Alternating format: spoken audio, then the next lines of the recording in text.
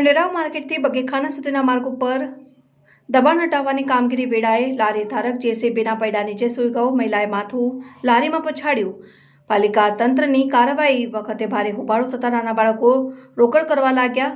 પાલિકાની દબાણ શાખાએ ખંડેરાવ માર્કેટથી બગીચાના સુધીના હંગામી દબાણો દૂર કરવાની કાર્યવાહી હાથ ધરી હતી. ત્યારે કેન્સરગ્રસ્ત લારી ધારક જેસીબી ઉપર અને ત્યારબાદ તેના પૈડા નીચે સૂઈ ગયો હતો. જ્યારે બીજી તરફ મહિલા લારી ધારકે પોતાનું માથું લારીમાં અથાડી ભારે વિરોધ કર્યો હતો, જેના કારણે અહીં હાજર બાળકો રોકડ કરવા લાગ્યા, જેથી સમગ્ર કાર્યવાહી ખૂબ ચર્ચાસ્પદ બની હતી. શહેરમાં વધતા જતા ટ્રાફિકના પ્રશ્નને હલ કરવાના હેતુસર પાલિકાની દબાણ શાખાની ટીમ દ્વારા સમયાંતરે વિવિધ વિસ્તારમાંથી હંગામી દબાણો દૂર કરવાની કાર્યવાહી કરવામાં આવતી હોય છે.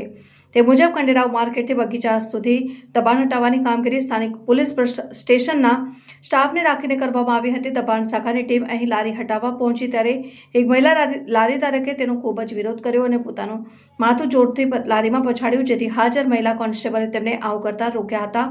આવી ઘટના પોતાની નજર સામે જોઈ નાના બાળકો અહીં રોકડ કરવા લાગ્યા અને તેવી જ રીતે અહીં એક કેન્સરગ્રસ્ત યુવાનની લારી કબજે કરાતા તેણે પણ ભારે હોબાળો મચાવ્યો. પોતે કેન્સરગ્રસ્ત છે, જ્યારે ભાઈ અપંગ છે અને ઈમાનદારીથી મહેનત કરી લારી દ્વારા ગુજરાન ચલાવવું હતું તેમ જણાવીને પોતે જેસીબી પર ચડી ગયો અને ત્યારબાદ જેસીબીના પૈડા પાસે સૂઈ ગયો. આખરે પોલીસ તંત્રએ કડકાઈદાર કાર્યવાહી કરી અહીંથી લારીઓ જપ્ત કરવા માટે કેટલીક જગ્યાએ બુલડોઝર ફેરવવાની કાર્યવાહી હાથ ધરી.